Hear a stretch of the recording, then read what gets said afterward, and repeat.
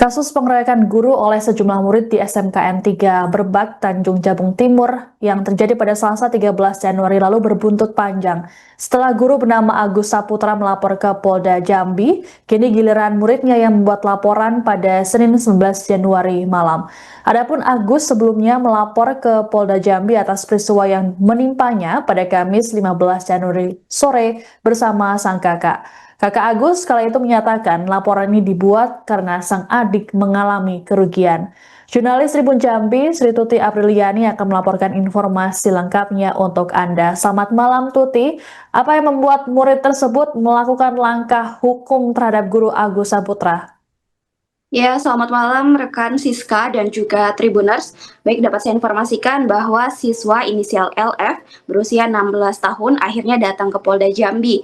Ia didampingi kuasa hukum dan keluarga melapor ke ruang sentra pelayanan kepolisian terpadu atau SPKT Polda Jambi pada hari Senin tanggal 19 Januari 2026 malam, di mana dalam laporannya siswa LF melaporkan dugaan penganiayaan yang dilakukan oleh gurunya, yaitu atas nama Agus Saputra, di mana kuasa hukum dari siswa tersebut atas nama Dian Burlian mengatakan bahwa langkah hukum ini terpaksa diambil lantaran sebelumnya sudah ada upaya mediasi yang dilakukan oleh pihak sekolah namun gagal, dan langkah hukum ini juga akhirnya terpaksa diambil oleh pihak siswa karena mengatakan bahwa dari pihak guru sendiri, ini Agus Saputra itu sudah terlebih dahulu melapor ke Polda Jambi di hari Kamis kemarin.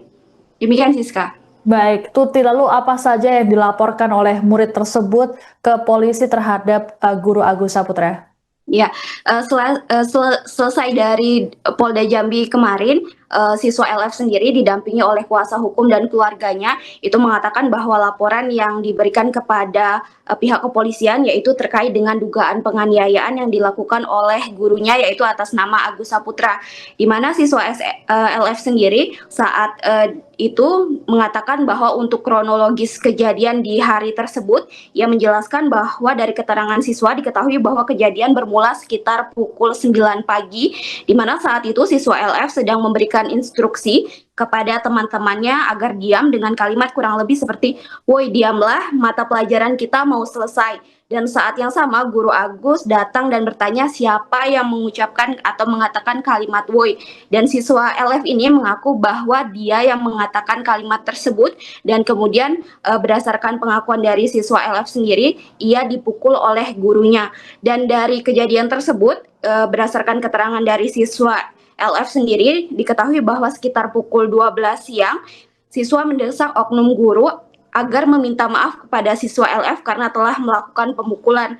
Namun malah terjadi cekcok dan pengeroyokan seperti video yang viral beberapa waktu lalu di sosial media. Setelah berhasil dilerai, ternyata kejadian tersebut juga masih berlanjut di siang harinya, di mana selang beberapa jam oknum guru terlihat keluar dengan membawa senjata tajam sehingga para siswa mengalami ketakutan. Demikian Siska. Baik, lalu terkait dengan pelaporan yang dibuat oleh Agus Saputra pada tanggal 15 lalu, apakah saat ini sudah ada perkembangan terbarunya, Tuti? Ya, baik Siska dan juga Tribuners, untuk guru Agus Saputra sendiri dapat saya informasikan bahwa guru Agus ini sudah melapor terlebih dahulu, yaitu di hari Kamis tanggal 15 Januari 2026 sore. Ia didampingi kakaknya melapor ke Polda Jambi sekitar pukul 4 sore dan melakukan pemeriksaan selama 4 jam. Dan untuk saat ini sendiri, laporan dari Agus berdasarkan keterangan dari pihak kepolisian masih dilakukan penyelidikan. Demikian Siska. Baik, terima kasih laporannya jurnalis Tribun Jambi, Sri Tuti Apriliani melaporkan terkait pelaporan murid di Tanjung Jabung Timur. Selamat bertugas kembali.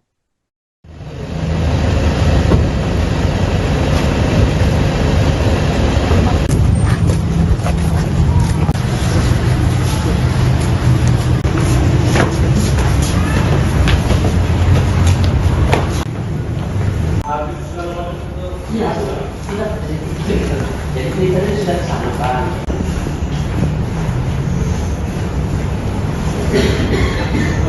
Cuman, tapi kalau untuk memang lebih tua memang nggak pantas. Tapi kalau bahasan maksudnya nama ada yang viral yang kata-kata yang tidak pantas yang diberikan oleh setahu kita nggak ada ya. Kalau ya kita coba datang ke Polsek. Jadi datang ke Polsek itu tidak membuat laporan resmi tapi oleh Kapolsek. Hailik bin Hailik ya, saya lupa. Diselesaikan. Nah besoknya itu datanglah Kapolres PA untuk bermediasi. Jadi tapi adik ini kan tidak dihadirkan di ruangan itu. Tapi ditelepon si guru ini, dia nggak mau datang, Akhirnya komite mengambil inisiatif, komite lah mengambil inisiatif untuk hadir di situ. Dalam intinya waktu itu kesepakatan damai. Tapi setelah komite menyatakan damai, dihubungi gurunya nggak mau berdamai dengan alasan dia tidak bersalah. Besok paginya dia buat laporan di hari Kamis di Polda. Nah kita juga masih nunggu dari hari Kamis, Jumat, Sabtu, Minggu, Senin baru kita buat laporan kan.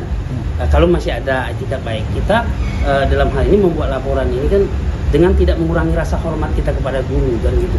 Tapi hukum kan harus ditegakkan. Karena dia juga buat laporan, kita ya juga buat laporan. Tentang nanti hasil akhirnya kita lihat dari hasil penyidikan gitu. Ya. Bang, kita ada CCTV pas ada penamparan itu kan? Sejauh ini kita belum tahu. Tadi juga ditanya ya, ada nggak CCTV-nya atau bukti-bukti lain, foto. Tapi kalau foto waktu visum ada. Tapi waktu itu kan kejadian pertama kan nggak ada persiapan ya. Kalau pengeroyokan kan kena orang banyak, mungkin ada yang ngambil inisiatif sehingga videonya beredar gitu. Bang, ini seandainya dari pihak guru ingin berdamai dengan kita sendiri gimana Bang? Ya kita dari dulu udah terbuka nih, makanya kita udah tunggu 4 hari loh. Dari itu kita kan nggak melapor-lapor, nggak apa, intinya kita sangat menghargai lah guru, menghormati gitu. Ya ini kadang yang kita sayangkan ini guru ini kan bercerita seolah-olah klien kita ini nggak punya itu, klien kita ini bertindak arogan dan lain sebagainya. Ini hal yang berbeda, seolah dia korban yang tersakiti gitu kan. Padahal klien kita juga korban gitu. Dia juga sekarang kita akar permasalahan begini. Kalau gurunya itu tidak ego, setelah penamparan oke lah dia bilang kan sekali nih refleks. Ya kalau refleks kan ya udah minta maaf kan selesai. Tapi kalau sampai 2-3 kali kan sengaja bukan refleks kan gitu. Intinya guru juga tetap ada salah dalam hal ini, bukan berarti kita bilang guru itu klien kita tidak bersalah, bukan. Oke, klien kita salah juga. Tapi klien kita sudah berusaha minta maaf. Tapi dia ego, dia nggak mau memaafkan. Bisa diuraikan nggak Bang dari kebiasaan terhadap klien dia kan? Apa aja kira-kira lu kalau? Nah kalau kemarin ya, kalau visum yang kemarin itu kan merah ya, merah murni, tapi bukan biru gitu, merah aja karena tidak, memang kita akuin kan tidak terlalu berat sampai biru enggak ya. Tapi kalau di sini kan bengkak yang di hidung itu. Berarti semacam luka-luka di wajah. Ya itu aja. Kalau di pipi kan merah merona, kemudian di hidung ini bengkak gitu. Jadi kan 2 kali pemukulan, tabok sama tinju gitu kan. Itu aja. Bang, kalau pihak sekolah sendiri sebenarnya udah ada upaya mediasi ya? Sudah, itu tadi pihak sekolah melalui komite sehari setelah kejadian sudah menghubungi pihak Kapolresnya, pihak PPA Kabupaten, kemudian Dinas Pendidikan sudah. Nah, tapi dia dipanggil nggak mau datang gitu, 3 kali ditelepon pun nggak diangkat dengan alasan bahwa dia takut gitu kan, terancam.